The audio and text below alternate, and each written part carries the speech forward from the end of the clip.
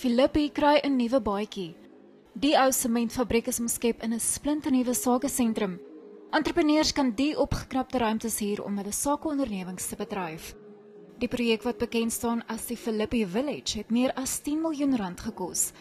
Dit word gesamentlik gefinansier deur die Bertha Stichting en die nasionale regering se werksfonds en is daarop gemik om die township te ontwikkel.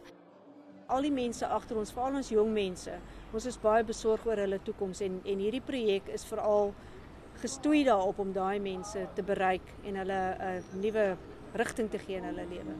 Lewoyo Rani is een van die sakemanne en huurders hier. Hy besit Selulu Oluto Technologies wat rekenaarkursusse in die township aanbied.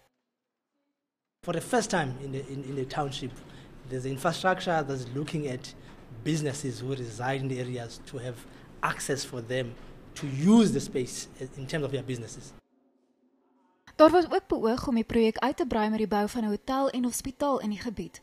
Premier Helen Zille sê dit is die soort inisiatiewe wat gemeenskappe uit armoede kan lig. Philippi is a central suburb. Yes, it is a central suburb. And it is going to be absolutely central to the future of Cape Town. There'll be something on the fringe called the City Bowl. Or people will remember it as once having been the City Bowl, and then there'll be Somerset West, but this will be the centre of the city.